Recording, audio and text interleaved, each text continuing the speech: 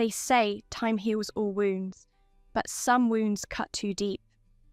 My name is Lena, and the first time my father Edward looked me in the eyes and called me ungrateful, I was 15. The second time, I was dead. He always favoured Alyssa, my half-sister with the perfect smile, the perfect grades, the perfect lies. When I cried, she smiled. When I spoke, he silenced me. And when I finally stood up for myself, he disowned me.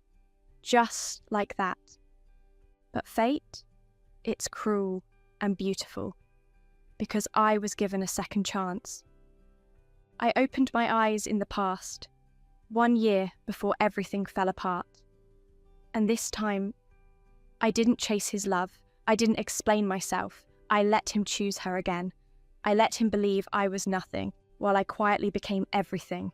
By the time he saw the truth, I was already untouchable. My father, Edward Collins, CEO of Collins Enterprises, a man who built his empire on calculated risks and ruthless ambition, saw me as nothing more than an insurance policy. Alyssa was the apparent heir, the golden child destined to inherit his throne. I was the spare, the afterthought, the one he kept tucked away just in case. "Lena, darling," my mother would say, her voice dripping with faux concern. "Why don't you try a little harder? Alyssa manages to excel in both her studies and social life. You simply must apply yourself." "Such a disappointment," I'd hear her say, her carefully Botoxed brow furrowing in disapproval. "She'll never be the asset Alyssa is." My father's disdain was even more blatant. "Lena," he'd bark, his voice booming through the opulent study, "your quarterly progress report is abysmal. Alyssa would have doubled these figures by now." "Useless," he'd say, his eyes filled with a chilling indifference. "She's a Collins in name only." I excelled in my studies, mastering the intricacies of finance and business strategy. But my efforts were met with indifference, my accomplishments overshadowed by Alyssa's every frivolous achievement. She was the social butterfly, the darling of the society pages, while I was relegated to the sidelines, a shadow in my own home. Then came the mistake, a critical error in judgment on Alyssa's part, a risky investment that threatened to bring the entire Collins empire crashing down.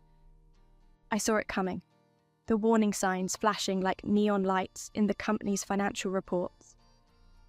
I tried to warn my father, to present him with an alternative strategy, a way to mitigate the damage. But he wouldn't listen. He saw only Alyssa, his golden child, his perfect creation. He dismissed my concerns, waved away my warnings, and accused me of jealousy, of trying to sabotage my sister's success. "You're just bitter, Lena," he sneered, his voice dripping with contempt. "You've always been jealous of Alyssa's talent, her drive, her ability to shine." "She's trying to undermine her sister," he thought, his eyes filled with disgust. "Ungrateful wretch." And when the inevitable happened, when the investment collapsed and Collins Enterprises teetered on the brink of ruin, he didn't hesitate. He threw me under the bus, blamed me for the company's losses, and disowned me, severing all ties, cutting me off without a penny. "You're no daughter of mine," he spat, his voice venomous. "Get out of my sight and don't ever come back." I left with nothing but the clothes on my back and the bitter taste of betrayal in my mouth. The Collins mansion, the gilded cage that had been my prison, was no longer my home. I was adrift, alone, cast out by the family I had tried to save. And then, as the world crumbled around me, as Collins Enterprises finally collapsed under the weight of Alyssa's mistakes, as my father and sister lost everything, I died. Alone, penniless, abandoned by the people who were supposed to love me. But fate, it seemed, had other plans. The sterile scent of antiseptic, the rhythmic beeping of a heart monitor.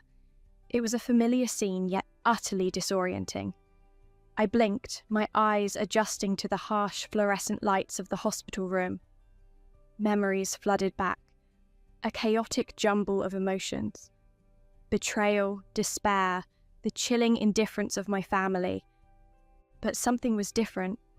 The gnawing emptiness in my stomach was gone. My body felt whole. I looked down at my hands, no longer skeletal and frail, but strong and youthful. I stumbled to the mirror, my reflection staring back at me with wide, disbelieving eyes. It was me, but younger, healthier, alive. I was back in time. 1 year before the catastrophic investment. 1 year before my father would cast me aside like a broken toy. 1 year before the Collins empire would crumble, taking my family down with it. A wave of dizziness washed over me, the reality of my situation hitting me with the force of a tidal wave. I wasn't dead. I'd been given a second chance, a chance to rewrite the script, to change the ending, to play the game on my own terms. This time, I wouldn't be the dutiful daughter, the sacrificial lamb. This time, I wouldn't waste my breath trying to warn them, trying to save them from their own arrogance and greed. 1 year to prepare. 1 year to dismantle their empire brick by agonizing brick. This time, I wouldn't try to save them. I'd let them crash and burn. A cold, hard determination settled in my gut, replacing the fear and despair that had once consumed me. I would use my knowledge of the future, my understanding of their weaknesses, to orchestrate their downfall. I would play the obedient daughter, the naive pawn, while secretly plotting my revenge. I would watch as Alyssa, the golden child, made the same disastrous decisions, digging the grave for their empire. I would listen as my father, blinded by his pride and his misplaced faith in his favourite daughter, dismissed my concerns, scoffed at my warnings. And then, when the time was right, I would strike. I would use their own weapons against them, their own greed and ambition as their undoing. I would turn the tables, become the master of my own fate, the architect of their destruction. The plush offices of Goldman Sachs were a far cry from the sterile environment of the hospital room. I sat across the mahogany desk from Mr. Davenport, a man whose reputation as a shrewd investor was only surpassed by his air of bored indifference. He looked at me, his eyes scanning my conservative suit, my neatly pulled back hair, my carefully neutral expression. "Miss Collins," he began, his voice smooth and condescending, "your request is unconventional. A loan of this magnitude for someone with your limited experience." "Another pawn in her father's game," I heard him think, his eyes flickering with disdain. "She's probably just trying to fund another frivolous shopping spree." I smiled, a small, controlled movement of my lips. "Mr. Davenport, I assure you, my intentions are far from frivolous. This is a calculated investment, a strategic move based on extensive research and a deep understanding of the market." "Oh, really?" he thought, his skepticism evident. "And what, pray tell, is this brilliant strategy based on? Daddy's insider tips?" "I'd prefer to keep the details confidential," I said, my voice firm and confident, "but I can assure you the returns will be substantial, for both of us." I slid a folder across the table, a meticulously crafted presentation outlining my financial projections, my risk assessment, and my exit strategy. It was a masterpiece of deception, a carefully constructed illusion designed to appeal to his greed while concealing my true motives. My true motives of using the money to short my father's company stocks, essentially betting on its fail. A bet that would make me extremely rich. He scanned the document, his eyebrows rising in surprise. "This is impressive," he thought, his initial skepticism giving way to a flicker of interest. "She's done her homework. There might be something to this after all." But what he saw wasn't the whole picture.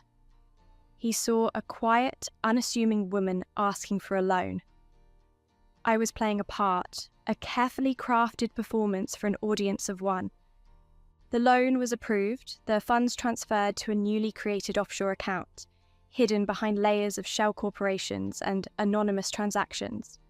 I repeated the process with other banks, securing a vast fortune, a war chest to fuel my campaign against the Collins empire. My father, oblivious to my movements, continued to bask in his arrogance, his blind faith in Alyssa's abilities. He saw me as a pawn, a disposable asset to be discarded at his whim. He had no idea that I was the one playing the game, the one pulling the strings, the one orchestrating his downfall. The meticulous planning continued. I researched rival companies, identified their strengths and weaknesses, and strategically invested in their success. I gathered information, whispers of discontent, rumours of instability within Collins Enterprises, and used that knowledge to manipulate the market, to sow the seeds of doubt that would eventually lead to their collapse. I was a ghost in their world, a silent predator stalking its prey. They saw me as nothing, a harmless shadow, a forgotten daughter. They had no idea that I was the storm gathering on the horizon, the force that would soon shatter their world. Alyssa, with her designer wardrobe and her entourage of sycophants, was a walking, talking financial disaster. Her business acumen was limited to picking the most expensive champagne at shareholder meetings and charming investors with her dazzling smile. She was also my ticket to a fortune. I simply had to sit back and watch her self-destruct. "Lena, darling," she'd simper, her voice dripping with condescension, "why don't you leave the important decisions to those of us who actually understand business?" "She's such an idiot," I'd hear her think, her thoughts a whirlwind of self-admiration and disdain for anyone she deemed beneath her. "Daddy will never let her take over the company. It'll be mine someday." I played the role of the dutiful sister, the supportive sibling, offering praise for her disastrous ideas, nodding along to her nonsensical plans. I watched as she poured millions into failing ventures, seduced by the promises of quick returns, and blinded by her own arrogance. "This new acquisition is going to be huge, Lena," she'd gush, her eyes sparkling with misplaced confidence. "Just wait and see. I'll be making headlines. And I'll be laughing all the way to the bank, I'd think, a smirk playing on my lips. The bigger they are, the harder they fall." My father, blinded by his love for Alyssa, saw only her ambition, her drive. He dismissed her failures as minor setbacks, temporary bumps on the road to success. He couldn't see the gaping chasm that was opening beneath their feet, the financial abyss that was about to swallow them whole. "Alyssa has a knack for taking risks," he'd say, his voice filled with pride. "She's a true Collins, bold, fearless, and destined for greatness." "She's going to bankrupt us all," I'd think, a shiver of anticipation running down my spine, "and I'll be there to pick up the pieces." I watched as the company's profits dwindled, as investors grew wary, as the whispers of doubt began to circulate in the financial press. Alyssa, oblivious to the impending doom, continued her reckless spending, her lavish parties, her extravagant lifestyle. The stage was set, the pieces were in place. All of that remained was to wait for the final act, the inevitable collapse of the House of Collins. And I, Lena Collins, the forgotten daughter, the discarded heir, would be there to witness it all. A silent observer, a secret beneficiary of their downfall. The mahogany desk in my father's study was a battlefield, the disownment papers the declaration of war. He sat across from me, his face a mask of cold fury, his eyes burning with the righteous anger that was as misplaced as it was intense. "Lena," he boomed, his voice echoing through the opulent room, "you have betrayed this family. Your actions, your blatant disregard for our legacy, have left me with no choice." He slid the papers across the desk. the crisp white sheets a stark contrast to the dark wood. "Sign this," he commanded, his voice brooking no argument. "Sever all ties with this family. You are no longer a Collins." I looked at the document, the legal jargon swirling before my eyes. It was a finality, a severance, a complete and utter rejection. And yet, I couldn't help but feel a flicker of amusement. He thinks he's punishing me, I thought, a smirk playing on my lips. He thinks he's leaving me with nothing. I let a single tear roll down my cheek, a carefully crafted display of hurt and betrayal. "Father," I whispered, my voice trembling, "how can you do this to me? I tried to warn you, to save the company." "Lies," he roared, slamming his fist on the desk.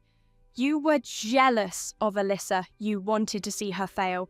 You wanted to destroy everything we've built." He's so predictable, I thought, my amusement growing. He can't see past his own delusions. I signed the papers, my hand steady, my resolve unwavering. The disownment was a formality, a theatrical gesture that meant nothing to me. I was already gone, already free. He watched me, his eyes filled with a smug satisfaction. He thought he was cutting me off, thought he was leaving me with nothing. He couldn't have been more wrong. As he signed the disownment papers, I was already counting my future millions. The loans I had secured, the investments I had made, the carefully orchestrated plan that was about to unfold. It was all falling into place. The Collins empire was about to crumble, and I, Lena Collins, the disposable daughter, the forgotten heir, would be the one to profit from its demise. The irony was delicious, a sweet revenge served cold. I left the study, my head held high, my footsteps echoing through the silent mansion. The gilded cage was open, and I was finally free. The world was my oyster, and I, Lena Collins, the woman they had discarded, was about to claim my pearl. The disownment was my liberation. Free from the suffocating confines of the Collins mansion, I could finally move without constraint, my actions cloaked in secrecy, my motives hidden behind a veil of anonymity. While my family revelled in their ignorance, I was building my empire. My first move was swift and decisive. With the millions I had secured through loans and careful investments, I shorted Collins Industries stock. It was a bold move, a calculated gamble against my own family. But I knew their weaknesses, their vulnerabilities. I knew their empire was built on a foundation of sand, ready to crumble at the slightest tremor. The initial investment was just the beginning. I diversified my portfolio, spreading my wealth across a network of shell corporations and offshore accounts, making my movements untraceable, my motives obscured. I became a phantom, a whisper in the financial markets, my influence growing with each passing day. While they were busy squandering their inheritance, I was building my own, quietly, discreetly. I was becoming a force to be reckoned with. I invested in rival companies, carefully selecting those poised to capitalize on Collins Industries' inevitable decline. I funded their research, supported their expansion, and watched as their market share grew, slowly chipping away at my father's empire. I manipulated the market, spreading rumors, leaking information, creating ripples of doubt that eroded investor confidence in Collins Industries. I watched as their stock price fluctuated, a heartbeat growing weaker with each passing day. And when the opportunity arose, I struck. I bought out struggling businesses, companies that had once been part of the Collins empire, now discarded and undervalued. I restructured them, streamlined their operations, and turned them into profitable ventures, adding to my growing wealth and influence. My network expanded. I cultivated relationships with influential figures in the business world, people who saw me not as the disgraced Collins daughter, but as a rising star, a shrewd investor with a Midas touch. I became a sought-after advisor, my insights valued, my opinions respected. The Collins name, once a symbol of power and prestige, was now tarnished. its luster fading with each passing day. My father, blinded by his arrogance, couldn't see the writing on the wall. He was a king on a sinking ship, oblivious to the storm raging around him. And I, Lena Collins, the daughter he had cast aside, was the architect of his destruction. I was the silent force, the invisible hand guiding the market, shaping the future and building my own empire on the ashes of theirs. The day the Collins stock began its freefall was a symphony of chaos. The trading floor was a cacophony of shouts and frantic gestures, the air thick with tension and the scent of fear. I sat in my private office, a world away from the pandemonium, a glass of champagne in my hand, my eyes glued to the stock ticker. Each plummeting point was a note in the symphony of their destruction. It was beautiful. The whispers had become a roar, the rumours I had planted, the seeds of doubt I had sown, had blossomed into full-blown panic. Investors, once eager to be associated with the Collins name, were now scrambling to distance themselves. Their confidence shattered, their portfolios bleeding red. My father, his face pale and drawn, was a general on a losing battlefield. He barked orders, issued press releases, and made desperate pleas to his dwindling allies. But the tide had turned. The Collins empire, once an unassailable fortress, was crumbling before his eyes. "We need to stabilise the stock," he roared, his voice hoarse with desperation. "Buy back shares, issue a dividend, do whatever it takes." Too little, too late, I thought, a smirk playing on my lips. The vultures are circling, and they can smell the blood in the water. Alyssa, her designer clothes and forced smile doing little to hide her panic, was a shadow of her former self. The golden child, the heir apparent, was now facing the consequences of her incompetence, the reality of her own impending ruin. "This can't be happening," she whimpered, her voice cracking. "Daddy, we have to do something." "You should have listened to me," I thought, a flicker of satisfaction in my eyes. "But you were too busy playing princess to pay attention to the real world." The stock ticker continued its relentless descent, each drop a hammer blow to their dwindling fortune. I watched, mesmerised, as their empire crumbled, their legacy reduced to a series of numbers on a screen. And then, when the time was right, I made my move. I cashed out my short positions, reaping a fortune from their misfortune. The millions I had invested, the seeds I had sown, had blossomed into a harvest of wealth and power.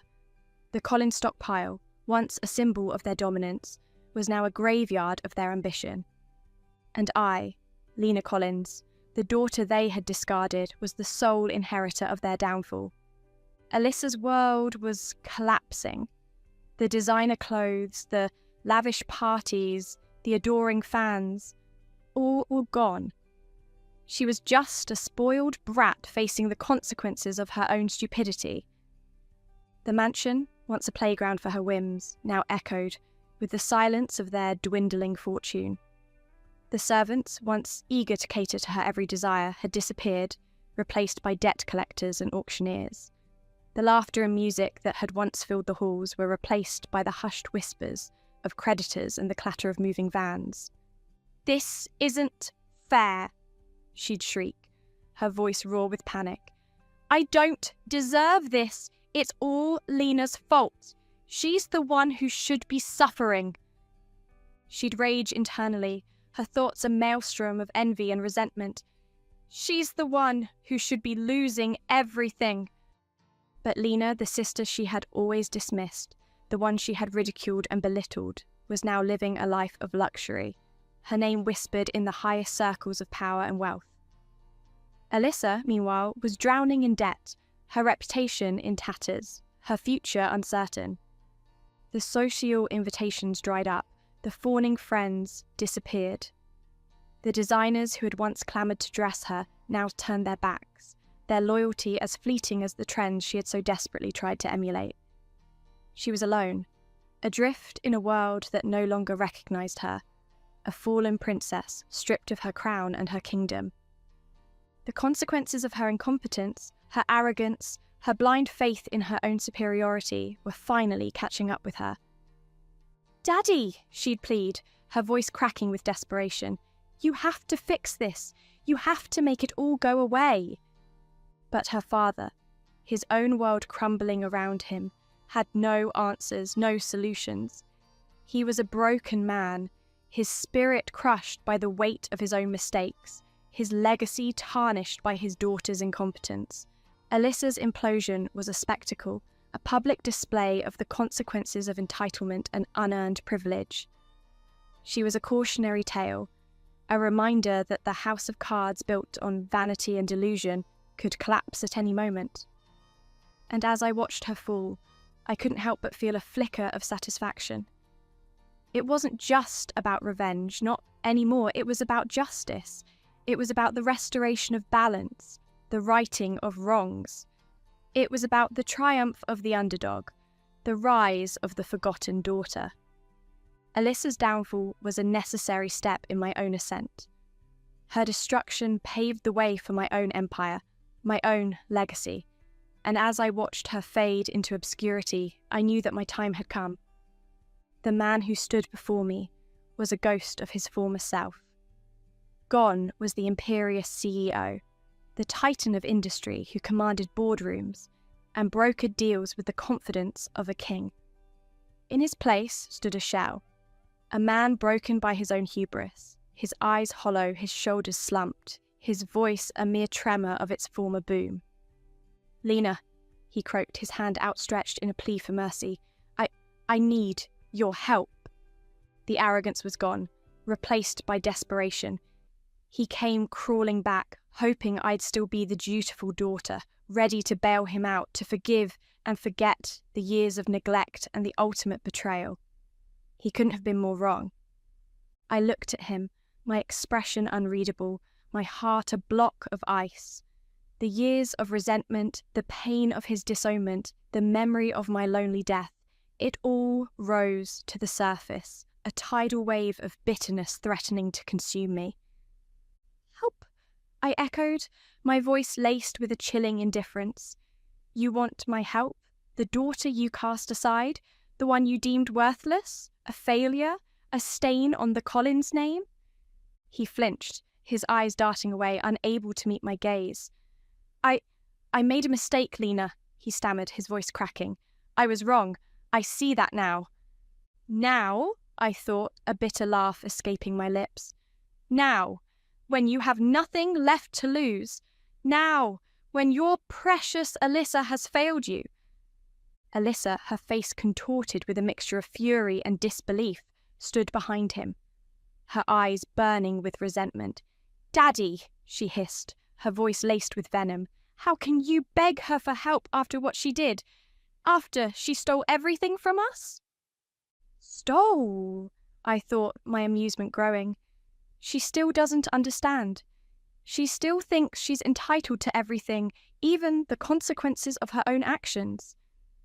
"Silence, Alyssa," Edward snapped, his voice regaining a hint of its former authority.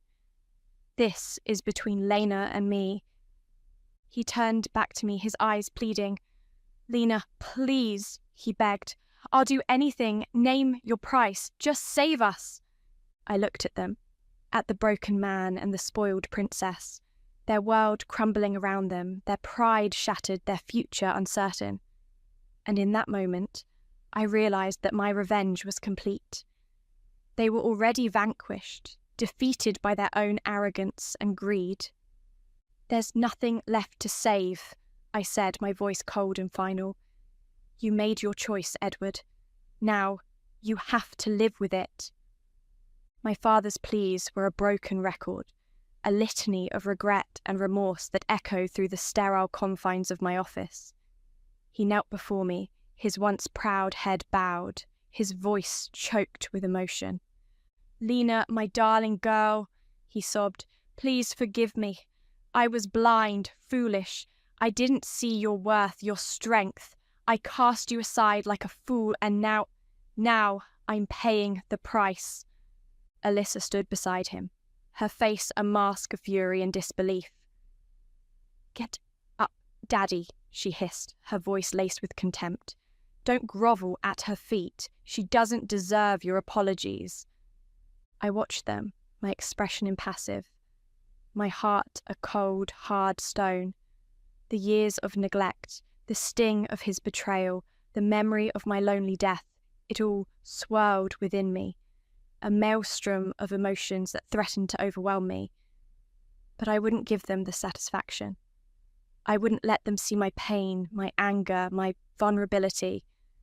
I looked at him, at the man who had discarded me so easily, and felt nothing. He was a stranger, a relic of a life I no longer recognized.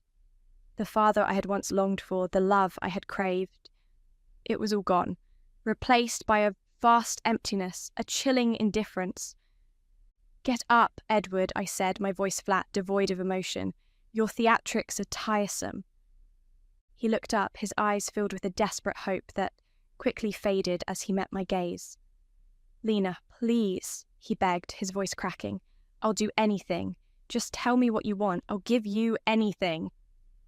"Anything?" I echoed, a flicker of amusement in my eyes. "Even your precious company? Even your legacy? Even your pride?" He hesitated, the offer dying on his lips. He couldn't bring himself to say the words, to admit his complete and utter defeat. Alyssa, however, had no such qualms. "Don't you dare, Daddy!" she shrieked, her voice laced with panic. "Don't you dare give her anything! She doesn't deserve it!" I ignored her, my focus solely on my father. "Well, Edward," I pressed, my voice like ice, "what's it going to be? Your pride or your survival?" He looked at me, his eyes filled with a mixture of shame and desperation. He knew he had lost, knew that his empire, his legacy, was slipping through his fingers like sand. And he knew that I, the daughter he had discarded, was the one holding the hourglass, the one controlling his fate. I don't know," he mumbled, his voice barely a whisper. "Then you have nothing left to offer me," I said, my voice cold and final. "Leave, both of you. I have no more time for your pathetic pleas." They left, their departure a silent acknowledgement of their defeat. I watched them go, their backs slumped, their footsteps heavy with the weight of their regret. And as the door closed behind them, I felt a surge of triumph, a bittersweet victory over the family who had abandoned me, the family who had taught me the true meaning of indifference. The boardroom was a battleground, the air thick with tension and the scent of desperation. Edward Collins, his face etched with lines of worry and defeat, stood before the assembled directors, his voice a strained echo of its former authority. "We need a solution," he pleaded, his eyes scanning the faces of the men and women who had once hung on his every word. "Collins Industries is on the brink of collapse. We need a miracle." A nervous silence filled the room. The directors, once eager to align themselves with the Collins name, now shifted uncomfortably in their seats, their eyes darting away, their confidence shaken. Then the doors burst open and I walked in. Heads turned, whispers erupted, and a collective gasp filled the room. I ignored them, my gaze fixed on my father, a smirk playing on my lips. "I believe I have a solution," I announced, my voice calm and confident, a stark contrast to the panic swirling around me. Edward stared at me, his eyes widening with surprise and a flicker of hope. "Lena?" he choked, his voice hoarse with disbelief. "What are you doing here?" "Saving the company, of course," I replied, my voice dripping with irony. "Or rather, what's left of it." I took a seat at the head of the table, the seat that had once been his, the seat that was rightfully mine. The directors, their faces a mixture of confusion and awe, watched me with a newfound respect. "Edward," I said, my voice cutting through the silence, "you offered me a stake in the company. A lifeline, you called it.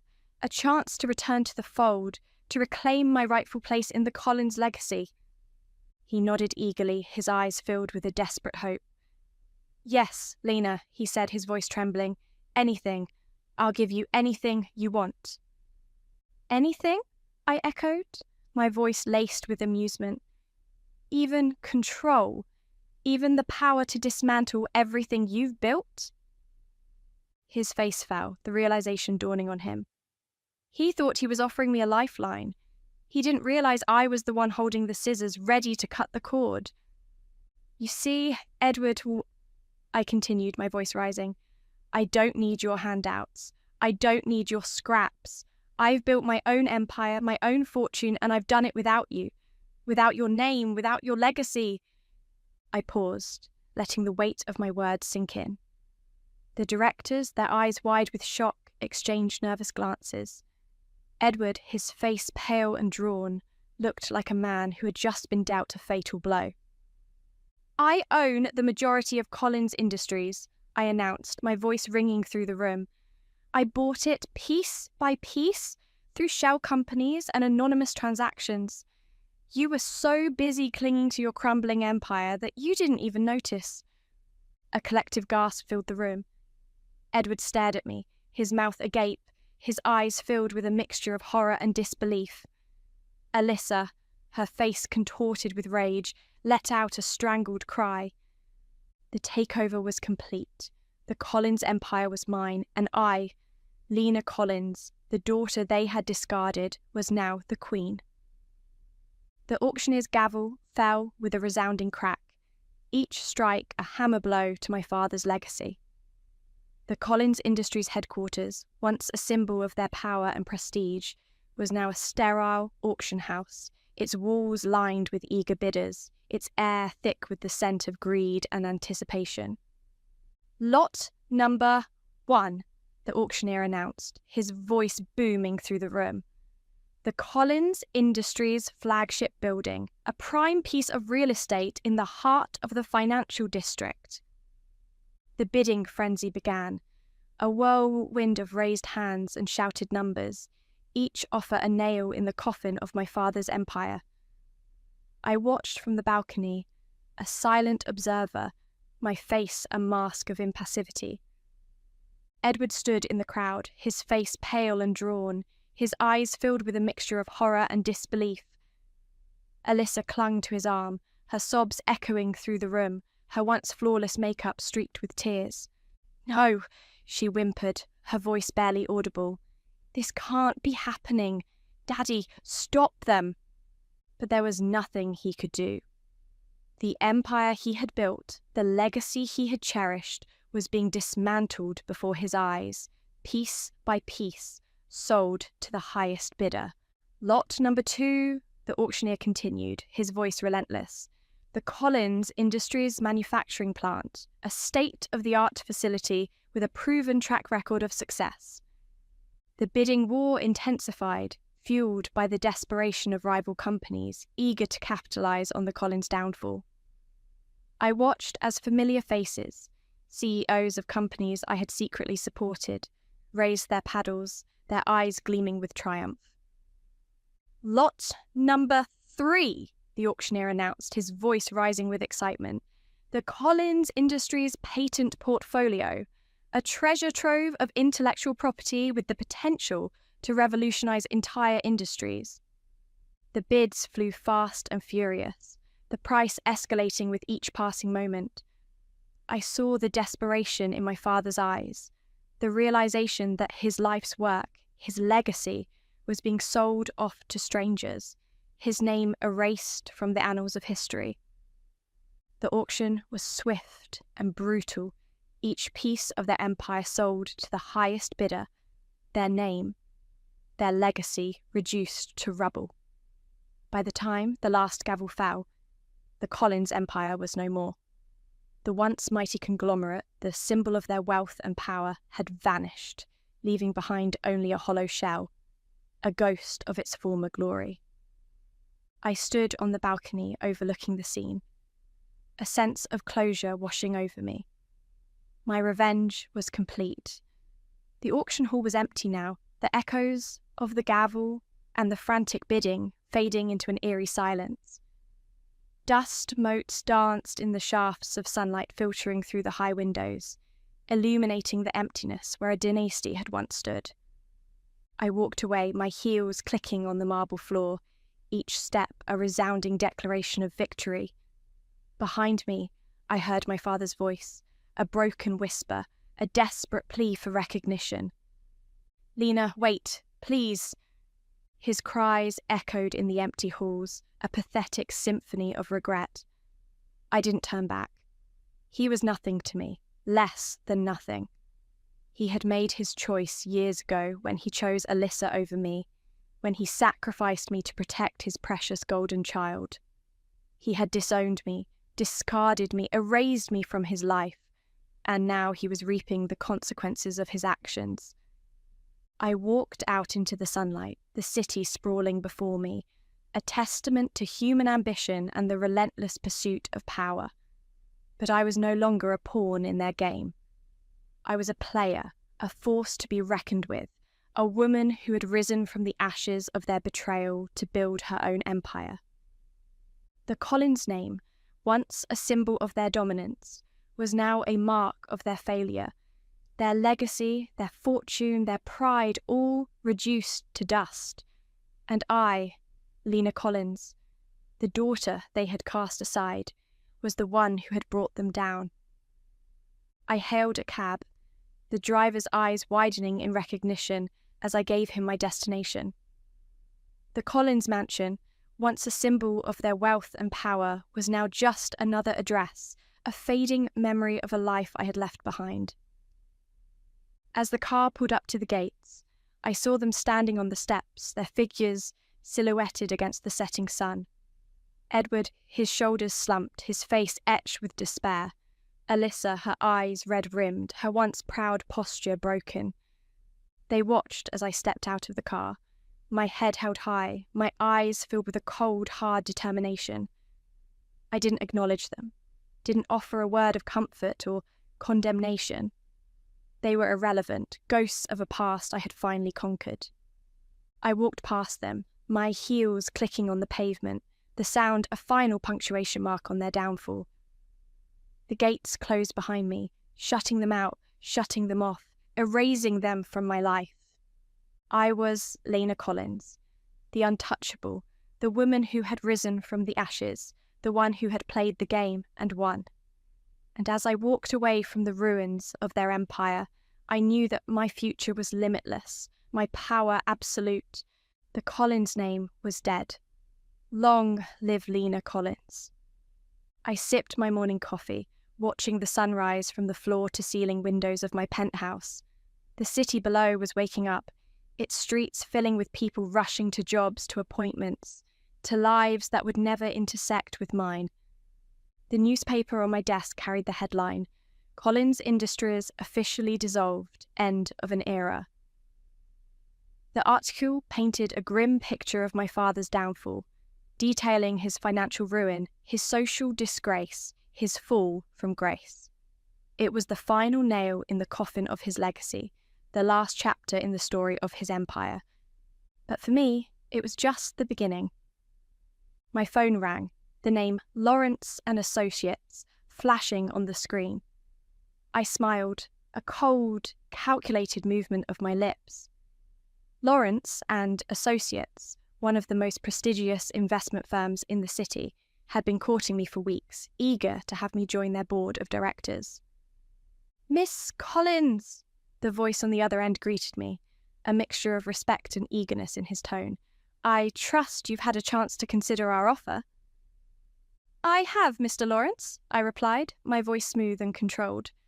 "And I'm afraid I must decline." A pause, a sharp intake of breath. "May I ask why?" "Because," I said, a hint of amusement in my voice, "I'm not looking to be a part of someone else's empire. I'm building my own." I hung up, my decision made.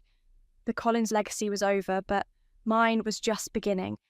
I had risen from the ashes of their betrayal, stronger, smarter, more ruthless than they could ever have imagined. The elevator doors opened and my assistant walked in, her arms filled with files, her face flushed with excitement. Miss Collins, she said, her voice breathless, the merger is complete. Lena Corp now owns controlling interest in Blackwater Industries. Blackwater Industries, once my father's biggest competitor, was now a part of my growing empire. The irony wasn't lost on me. The company that had once been a thorn in my father's side was now a jewel in my crown. Excellent, I said, a small smile playing on my lips. And what about the other matter? The Collins mansion, she asked, her voice dropping to a near whisper. It's being auctioned off next week. The creditors are desperate to recoup whatever they can. I nodded, a plan forming in my mind. Make sure we have a representative there. Bid on it. But anonymously. She looked at me, surprise flickering in her eyes. You want to buy back your family home? No, I said, my voice cold and final. I want to tear it down. I want to erase every last trace of them, just as they tried to erase me. She nodded, making a note in her tablet.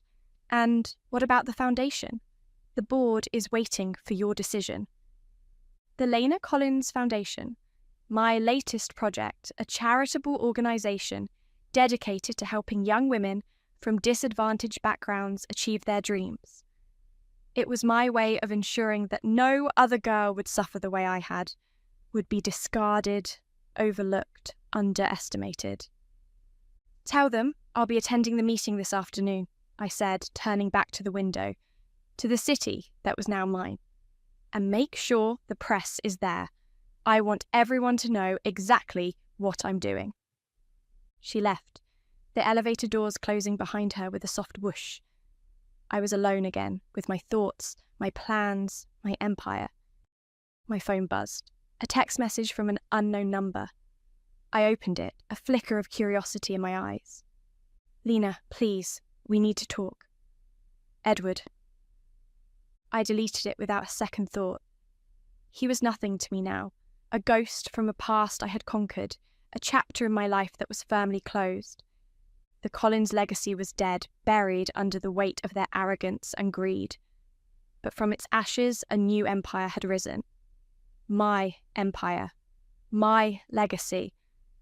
I was Lena Collins, the untouchable, the woman who had played the game and won. And this was just the beginning. 3 months later, I stood on the balcony of my new office, overlooking the city that was now mine. The skyline was changing, the old Collins Tower now replaced by a sleek, modern building bearing the Lena Corp logo.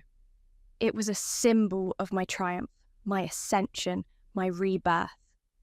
The elevator doors opened and my assistant walked in, her face a mask of professional neutrality.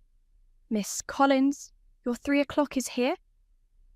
I nodded, straightening my designer suit, a smile playing on my lips. Show them in. She hesitated, a flicker of concern in her eyes. Are you sure about this? After everything? I'm sure, I said, my voice firm and resolute. Show them in. She left, the doors closing behind her with a soft click. I turned back to the window, to the city spread out below me like a carpet of lights and shadows. My empire. My kingdom. The doors opened again, and I heard the hesitant footsteps, the nervous breathing, the palpable tension. I didn't turn around, didn't acknowledge their presence. Let them wait, let them sweat, let them feel, for just a moment, what it was like to be the supplicant, the one in need, the one without power. Lena, my father's voice, once so strong and commanding, now weak and trembling. Thank you for seeing us. I turned slowly, my face a mask of cool indifference. They stood before me, shadows of their former selves. Edward, his hair now completely grey, his face lined with worry and defeat.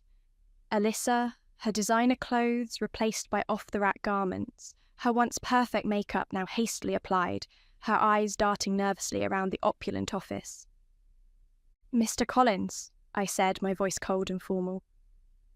Miss Collins, to what do I owe this unexpected visit? They exchanged a look, a silent communication filled with desperation and defeat. It was Edward who spoke, his voice strained with the effort of maintaining his dignity. We've come to ask for your help. One last time." I raised an eyebrow, a gesture of mild curiosity. Help? What kind of help could the great Edward Collins possibly need? From me? He swallowed hard, his pride visibly crumbling before my eyes. Financial help. We're destitute, Lena. The mansion is gone, the company is gone, everything is gone. And whose fault is that? I asked, my voice laced with a deadly calm. Who made the decisions that led to this downfall? Who ignored the warnings, dismissed the signs, disowned the one person who could have saved them? He flinched, his eyes dropping to the floor, unable to meet my gaze. Alyssa, however, stepped forward, her face contorted with a mixture of rage and desperation. "You did this to us," she hissed, her voice trembling with emotion. "You orchestrated our downfall. You destroyed our family." I laughed, a cold, mirthless sound that echoed through the office. "No, Alyssa, you did this to yourselves. Your arrogance, your incompetence, your blind faith in your own superiority. Those were the architects of your destruction. I simply hastened the inevitable." She stepped back, her face pale, her eyes wide with shock. I turned to my father, my gaze piercing, my voice a deadly whisper. "You disowned me, Edward. You cast me aside like a broken toy. You called me ungrateful, useless, a stain on the Collins name. And now you come crawling back, begging for my help. What makes you think I owe you anything?" He lifted his head, his eyes meeting mine, filled with a desperate plea. "Because we're family, Lena. Despite everything, we're still family." "Family?" I echoed, my voice rising with barely contained rage. "You dare to use that word? You, who treated me like a shadow in my own home?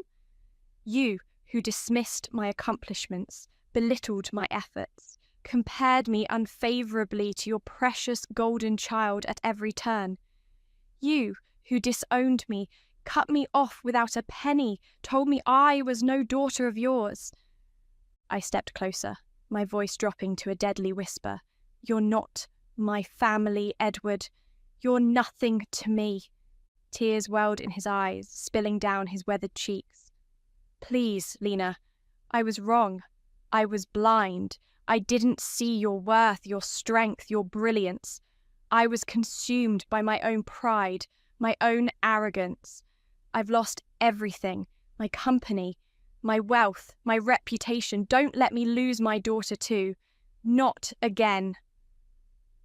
I studied him, this broken man who had once been the formidable Edward Collins, CEO of Collins Enterprises, titan of industry, master of his domain. How the mighty had fallen. "You lost your daughter," I said, my voice flat and emotionless. "The day you chose Alyssa over me. The day you valued her charm over my intellect, her popularity over my competence, her smile over my substance. The day you looked at me with disgust and called me ungrateful." I turned away, walking back to the window, to the view of my empire. "It's too late, Edward. What you're looking at, what you're asking for, isn't forgiveness. It's a lifeline, it's self-preservation, it's the desperate act of a drowning man clutching at straws." I turned back to face them, my expression cold and final. "And I'm not in the business of saving people who are all too happy to watch me drown." Alyssa stepped forward, her face twisted with fury. "You heartless bitch! After everything you've done to us, you still can't find it in your heart to help your own family." "My heart?" I laughed, a bitter, hollow sound. "You think this is about my heart? This is about justice, Alyssa. This is about consequences. This is about reaping what you sow." I pressed a button on my desk and the doors opened. My security team standing at attention. "This meeting is over. Please escort Mr. and Miss Collins out of the building." As they were led away, Edward turned back, his eyes pleading, his voice breaking. "Lena, please." I watched them go, their departure a final chapter in a story that had begun with betrayal and ended with justice. They had made their choices, and now they were living with the consequences, just as I had once lived with the consequences of their actions. The doors closed behind them, and I was alone again. With my thoughts, my plans, my empire, I had won. I had beaten them at their own game, dismantled their empire, built my own on its ruins. I had taken their power, their prestige, their place in the world, and made it mine. And yet, I looked out at the city, at the empire I had built, at the world I had conquered. It was everything I had dreamed of, everything I had worked for, everything I had fought for. But was it enough? The revenge I had sought, the justice I had demanded, the triumph I had achieved, it was complete. But what now? What came after revenge? I didn't know, but I had time to figure it out, all the time in the world, because I was Lena Collins, the Untouchable. And this was my world now. The years passed, my empire grew, and I watched as the world reshaped itself to accommodate my vision, my ambition, my power. The name Collins, once synonymous with Edward and his failed legacy, was now irrevocably linked to me, to Lena, the woman who had risen from the ashes of betrayal, to build an empire that eclipsed her father's. I heard whispers about them occasionally, Edward and Alyssa, the fallen king and his disgraced princess. They lived in a small apartment in a forgotten corner of the city, surviving on the meagre income from Edward's job as a consultant for small businesses. Alyssa worked as a sales clerk in a department store, her beauty fading, her charm dulled by the harsh realities of a life without privilege. They were ghosts, spectres from a past I had conquered, a chapter I had closed. I didn't think about them, didn't wonder about their lives, their struggles, their regrets. They were nothing to me, less than nothing. Until the day the letter arrived. It was a plain white envelope, no return address, my name written in a shaky hand that I recognized immediately. Edward's handwriting, once so bold and confident, now trembling with age and infirmity. I almost threw it away unopened. What could he possibly have to say that I would want to hear? But curiosity got the better of me, and I broke the seal, unfolding the single sheet of paper inside. "My dearest Lena," it began, and I almost laughed at the presumption, the audacity. I was not his Lena, not his darling, not his anything. By the time you read this, I will be gone. The doctors give me a few weeks at most. Cancer, they say, has spread too far to treat. I face the end of my life with many regrets, but none greater than the way I treated you. I was wrong, Lena. So terribly, unforgivably wrong. I was blinded by my own pride, my own arrogance, my own flawed perception of what constituted strength and success. I favoured Alyssa not because she was better, but because she was easier to understand, easier to love, easier to fit into the mould I had created for the perfect daughter. You were always the stronger one, the smarter one, the one with true vision and substance, and I was too blind, too stupid, too consumed by my own ego to see it.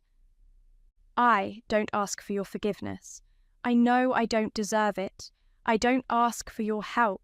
I know I have no right to it. I ask only that you know that in these final days of my life, I have recognized the truth. You were always the true heir to the Collins legacy. You were always the daughter I should have cherished, respected, trusted. I die a broken man, Lena. Broken by my own mistakes, my own failures, my own blindness. But in this breaking, there is a kind of clarity.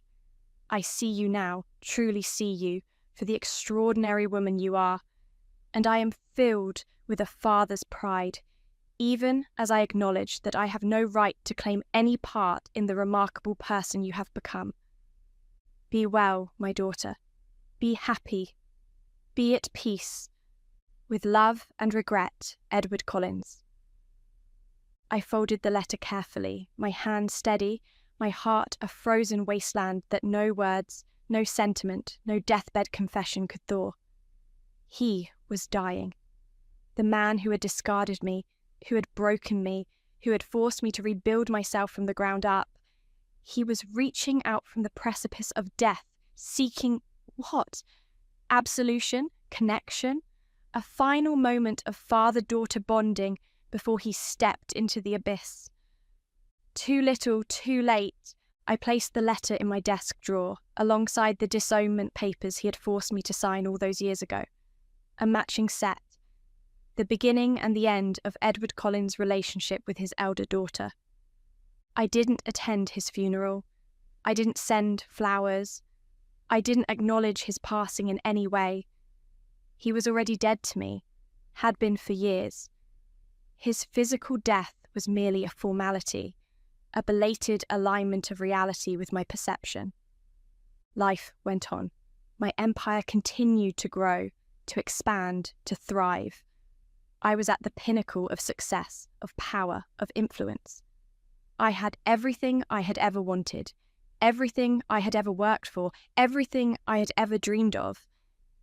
And yet, there was a hollowness at the centre of it all, a void that no amount of success, no amount of wealth, no amount of power could fill. I had achieved my revenge, had orchestrated their downfall, had watched them crumble and fall. I had won. But what had I won? A life defined by the very people I had sought to erase from my existence. A success measured against their failure. An identity forged in opposition to the family that had rejected me. I was Lena Collins, the untouchable, the woman who had risen from the ashes of betrayal to build an empire, the daughter who had surpassed her father, who had proven her worth beyond any shadow of a doubt. But I was also Lena Collins, the woman who had dedicated her life to revenge, who had channeled all her brilliance, all her talent, all her potential into the destruction of those who had hurt her. The woman who had let the past define her present, who had let old wounds dictate her future. Was it worth it? The years of planning, of waiting, of plotting, of executing my perfect revenge. The satisfaction of seeing them fall, of watching them grovel, of turning my back on their pleas for help. I didn't know. I still don't know. But I do know this. I am Lena Collins. I have built an empire from nothing. I have proven my worth to the world. And maybe, just maybe, that's enough.